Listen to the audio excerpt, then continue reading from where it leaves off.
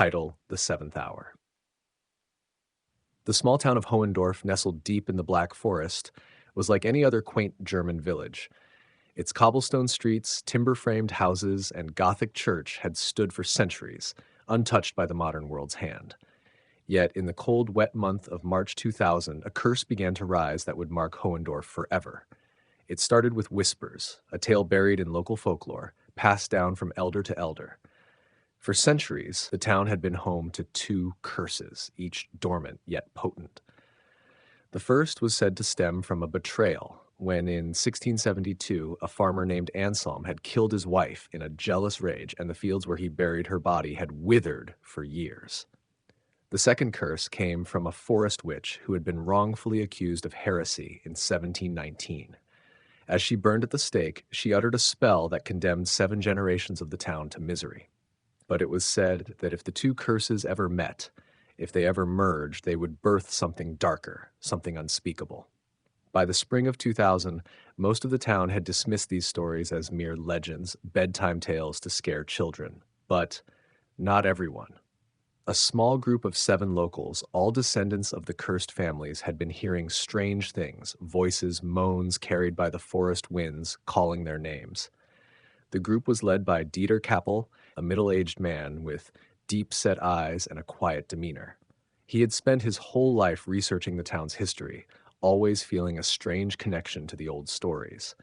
Alongside him were his childhood friend Klaus, the ever-superstitious Maria, twins Sophia and Lucas, and the newly married couple, Greta and Johann, who had just moved into town after inheriting a dilapidated farmhouse from Greta's grandmother. Dieter had stumbled upon something while going through ancient records in the town's church. The merging of the two curses, he learned, required 7 sacrifices. But these couldn't just be random people. The sacrifices had to be the blood of those who were descendants of the cursed lineages. Worse still, the merging would allow the spirit of Anselm, the mad farmer, to take form once again, bound together with the power of the witch's spell, unleashing them on the mortal world. The signs had already begun, fields turning black with rot, animals found mutilated, their blood drained and bones twisted. No one wanted to admit it, but something evil had awoken. One night, as the rain lashed against the windows of Hohendorf's old tavern, Dieter gathered the group. "We are all connected," he said, his voice low but urgent. "The curses, they want us. We are the 7. And if we don't act, we won't just lose the town, we will lose ourselves." Sophia was the first to speak up. "Are you saying we have to die? Is that what these stories have been leading to?" Dieter looked at her with a sadness in his eyes. "Not die, be sacrificed." The room fell into an uneasy silence. No one wanted to believe it. But deep down, they knew something was wrong.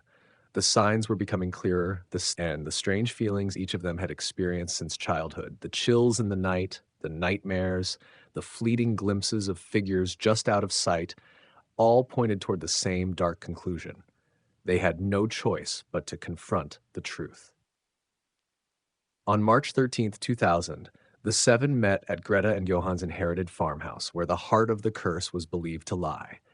The air was thick with an unnatural chill, and the sky above seemed to close in, the clouds swirling ominously as if the heavens themselves knew what was to come.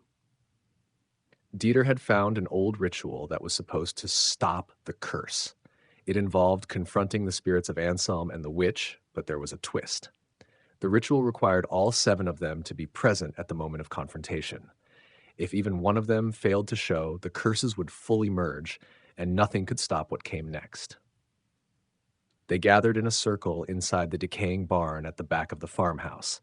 It smelled of rot and old blood, a testament to the many animals that had been mysteriously killed in the previous months. In the center of the group, Dieter placed a dusty old tome filled with incantations. "This is our only hope," he said gravely, opening the book to a page marked with a crude drawing of a spiral, a symbol that had appeared in each of their dreams for weeks. But as they began chanting, something went wrong.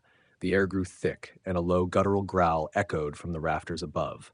Greta shrieked, pointing upward where the figure of a man, tall, gaunt, with a face twisted in fury, stood staring down at them. Anselm, his eyes glowed with a terrifying red, and behind him a shadowy figure began to form.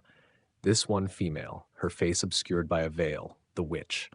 The two spirits had found their seven. Suddenly, the barn doors slammed shut, trapping them inside. The ground beneath their feet began to rumble, and dark vines shot out from the earth, wrapping around their ankles and wrists, pulling them closer to the center of the barn. The witch's voice echoed through the space, her words in an ancient tongue, promising that the seventh would come. Johann, in a desperate attempt to break free, grabbed a knife from his pocket and began sawing at the vines. But as he cut, the vines turned to ash, and the barn floor opened beneath him. In a matter of seconds, Johann was swallowed by the earth, his screams cut short by the snapping of bone.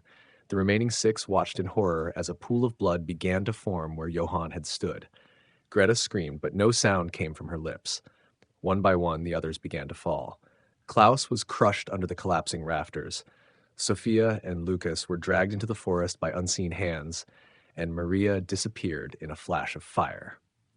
Dieter, standing alone in the center, realized too late what had happened. The two curses had merged, and the sacrifices had been made.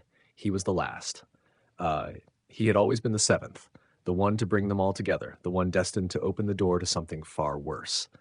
As the witch and Anselm spirits merged into one grotesque being, they turned to Dieter, their voices merging into a cacophony of evil. The seventh hour has come, and then silence. The barn was empty.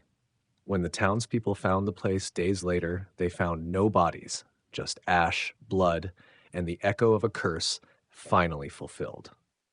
Hohendorf would never be the same. 30 years later, locals still speak of the seven who disappeared that night in March 2000, but no one ventures near the old farmhouse anymore. Some say you can hear the screams of those seven souls, still echoing in the wind when the hour is right.